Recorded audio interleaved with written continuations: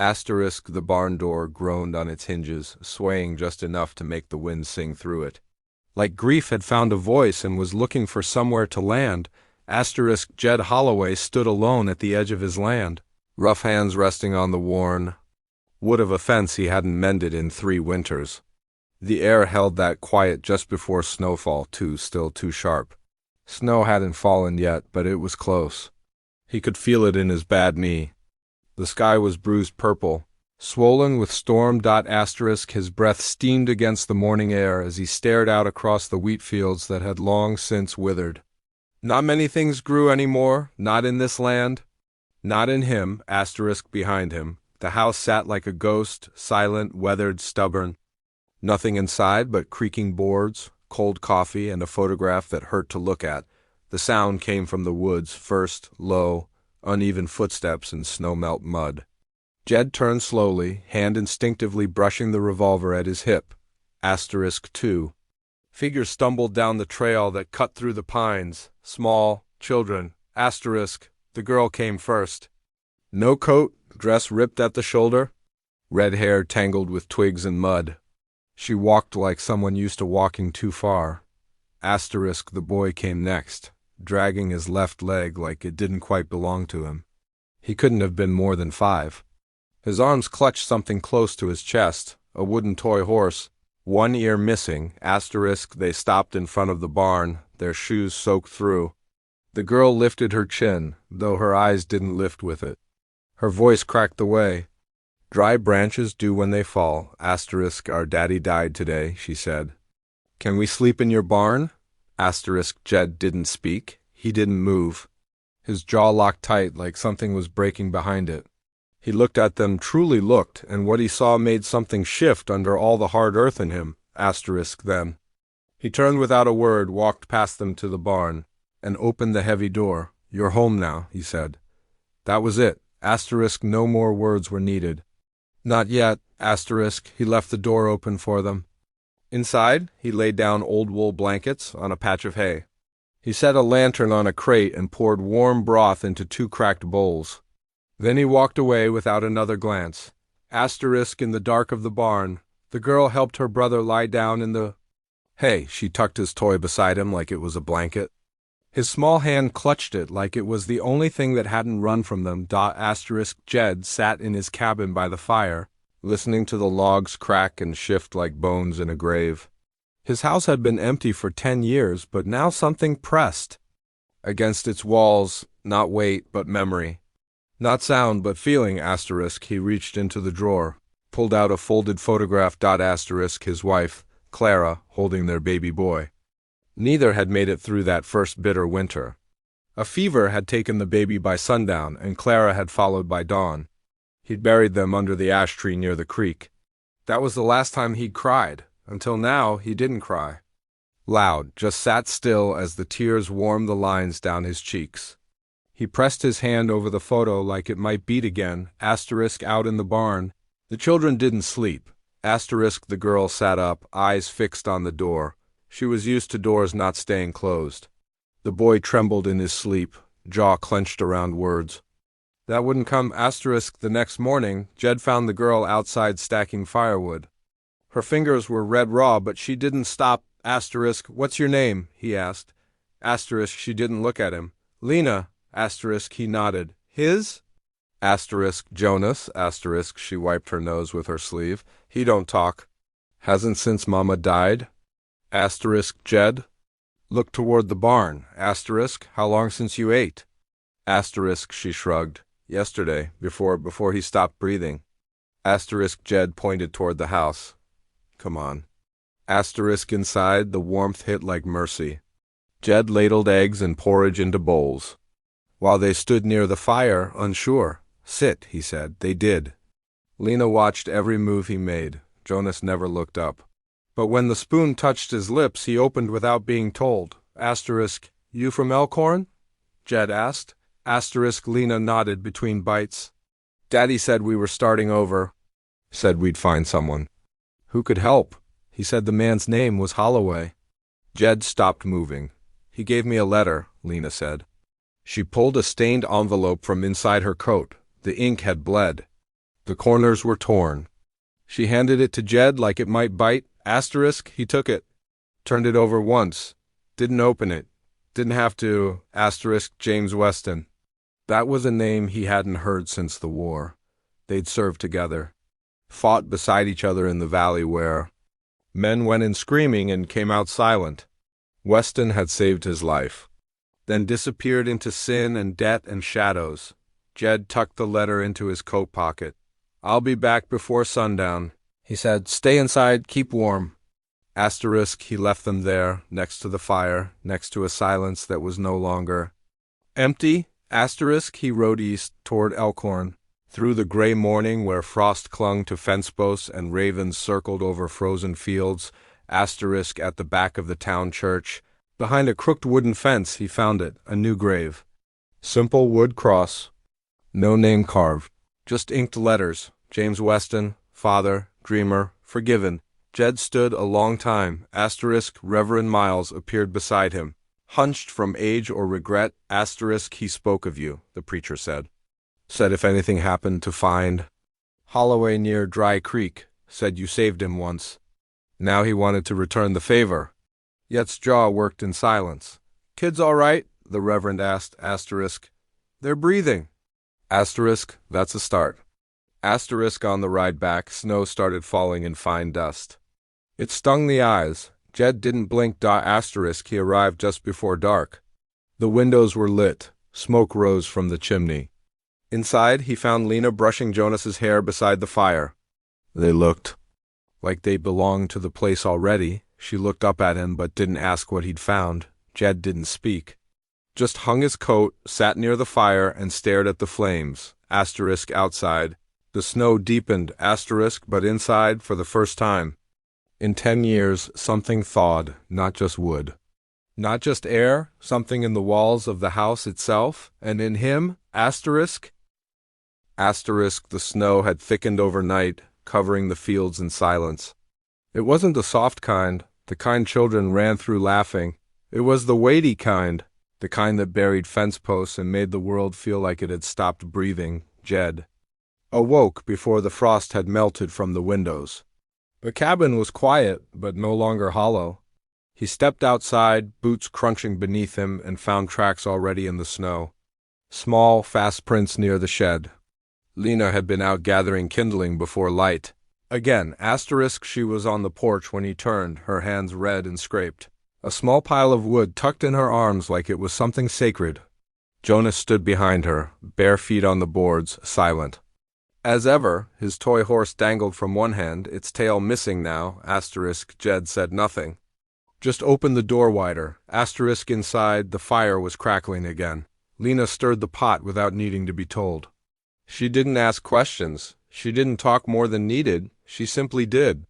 Like she'd been doing things her whole life. Asterisk, Jonas sat near the fire, hands outstretched, turning them over slowly, like he was learning to feel again.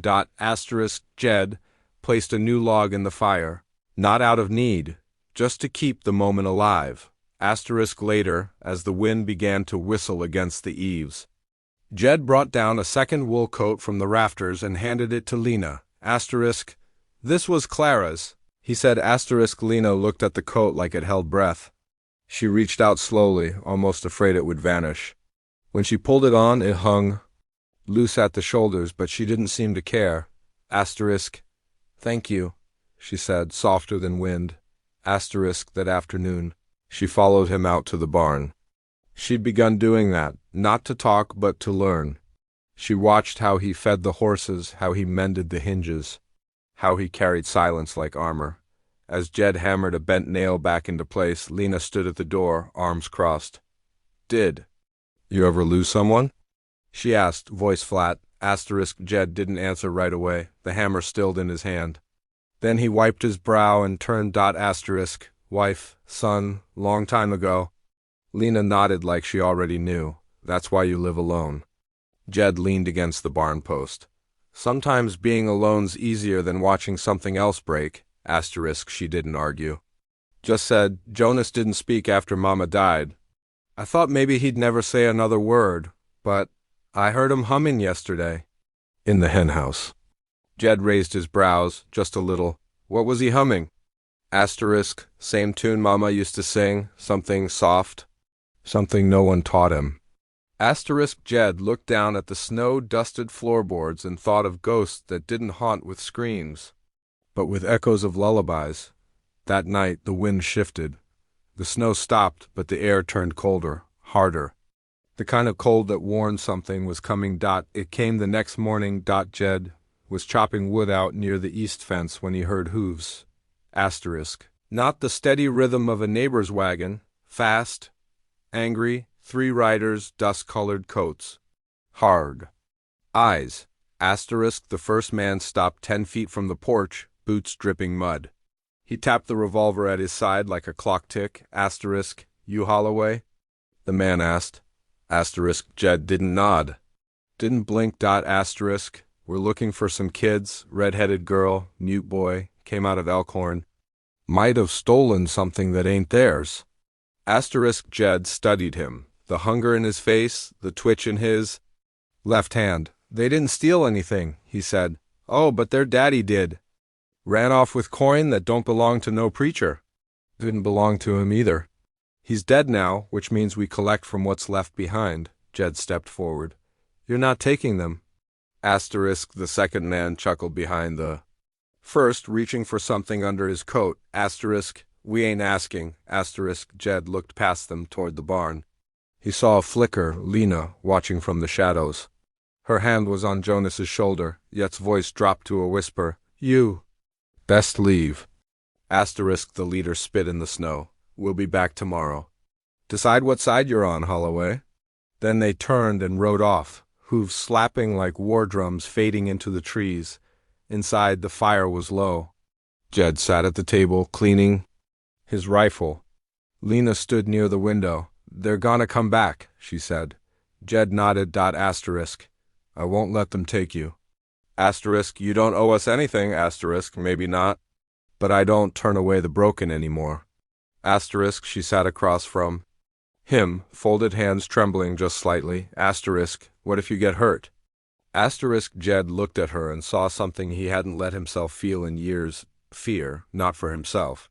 For someone else. I've been hurt before, he said. That night he boarded the barn doors. Told Lena to keep Jonas near the fire. He handed her a pistol, small and old. Asterisk. You ever use one? Asterisk. Lena nodded once. Daddy taught me. Before he got sick? Jed paused, his voice rough. You remember what else he taught you?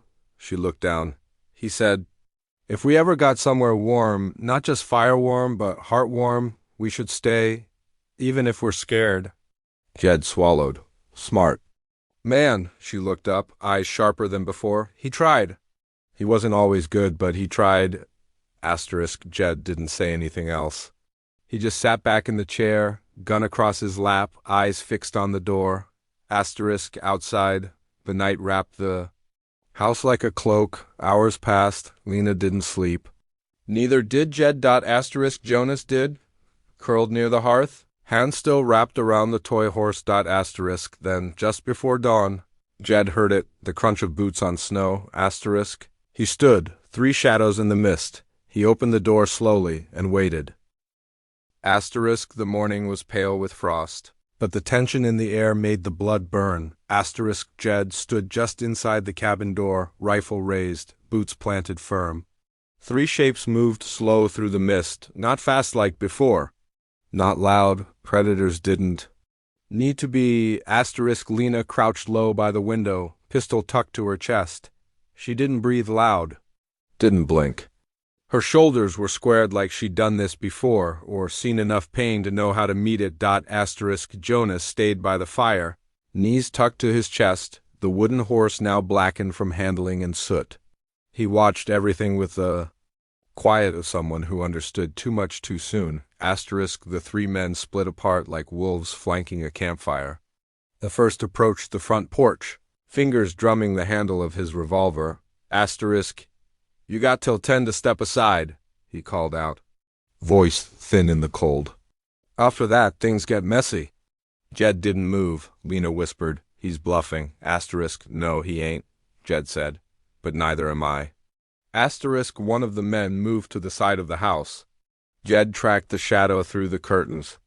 Another crept along the back, headed for the barn. Asterisk he didn't shout. He didn't warn. Asterisk he fired once, clean through the window, and the man at the side dropped hard into the snow. A bird startled from the eaves. Silence rang sharper than the gunshot. Asterisk the other two reacted fast. One fired through the door, splinters flying. Jed ducked, rolling to the wall. Lena stayed crouched, weapon ready, lips whispering something beneath her breath, a prayer, a memory. A name. Footsteps pounded toward the front. The door swung open. Asterisk the second man stepped in. Boots muddy, gun drawn. Lena fired. The shot hit his shoulder. He stumbled back, fell hard. His weapon skidded across the floor. Asterisk Jed moved before the dust settled, slamming the rifle but into the man's jaw. Out cold, or dead. He didn't check. Asterisk the last one, the leader, shouted something from behind the barn. Then everything went quiet. Jonas rose to his feet, moved like he was sleepwalking. Asterisk, no, Lena said, reaching for him. Stay here. Asterisk, but he walked past her. Past Jed, out the door, into the snow. Jed rushed after him. He found Jonas standing still, 20 feet from the barn, staring up at the man, aiming a rifle straight at him. The man's breath smoked in the cold.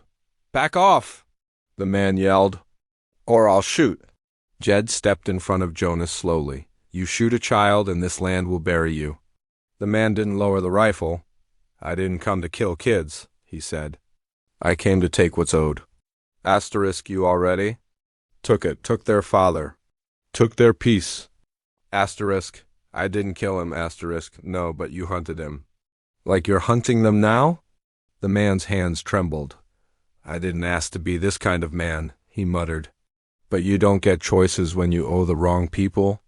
Asterisk Jed stared him down. Asterisk, you do now. A long breath passed between them. Then Jonas stepped around Jed, walked right up to the man, and held out his toy horse. Asterisk for a second. Nothing moved. Asterisk the man looked down at it. Then at the boy. Something cracked across his face. Not pain, not anger. Something deeper, regret. He dropped the rifle, turned, asterisk, walked into the mist, and never looked back. Back in the house, Jed stoked the fire with his good arm. The other had been grazed by a bullet, but it wasn't deep. Lena cleaned the wound with hands steadier than any doctor. Asterisk Jonas sat curled in a blanket, his wooden horse resting in his lap again, untouched since he'd offered it up like a peace treaty. Asterisk Lena finally sat beside Jed. Asterisk, so ... They're gone. They won't come back, Jed said. She nodded, then leaned her head against his shoulder. Not fully, just enough to mean something. Asterisk later, when the snow began to melt into slush, Jed walked out to the barn. He looked up at the sagging roof. Thought about tearing it down. Asterisk instead, he fixed the broken plank on the door. Asterisk inside, he built a new stall. Not for animals. For tools? For crates. For projects he hadn't started in years. Asterisk Jonas followed him there one morning, dragged a brush through the dust. Asterisk, can we paint it? The boy asked. Jed froze, turned slowly. Jonas blinked up at him. You just talked, Jed said. Asterisk Jonas nodded. I remembered how. Asterisk Jed knelt down. What made you remember? Asterisk Jonas pointed toward the door. Toward the place where the snow had melted into the dirt. Asterisk, you didn't leave. Asterisk that night, Jed made stew. 3 bowls, full, hot. Lena smiled for the first time that reached her eyes. Jonas laughed once. A hiccup of sound. Asterisk Jed stood, lifted his cup. To starting over, he said, to staying. Lena replied, spring came late, but it came. The fence got rebuilt, the well refitted. New chickens scratched at the thawing ground. Life started showing up again, not in big ways, just in the quiet hum of routine. Asterisk one morning, Lena carved a piece of wood with her pocket knife. A name. Jonas painted it with blue ink. They nailed it to the barn door, just above the handle. Asterisk Holloway. Home est. After the storm, asterisk people passing through sometimes stopped to ask if it was a boarding house. Jed always shook his head. Asterisk, No, it's just a place for folks who needed somewhere to land. Asterisk Lena grew strong. Jonas louder, Jed grew lighter, not younger, not softer, just dot, dot, dot. More human dot asterisk one evening, he pulled the old letter from its frame. Above the mantel. Read the water-streaked words again. Asterisk, he saved me in the valley. Tell him I found peace. And I forgive him. Asterisk, he whispered to the fire. You gave me more than that, James. Asterisk outside, the children's laughter echoed across the field. Asterisk and Jed Holloway, a man once broken beyond repair, stepped onto the porch, sat in the old rocking chair, and watched his family play under the open sky. Asterisk, not because he had to protect them anymore, asterisk, but because he wanted to be near the warmth, because home had come back to him. And this time, he wasn't letting it go. Asterisk.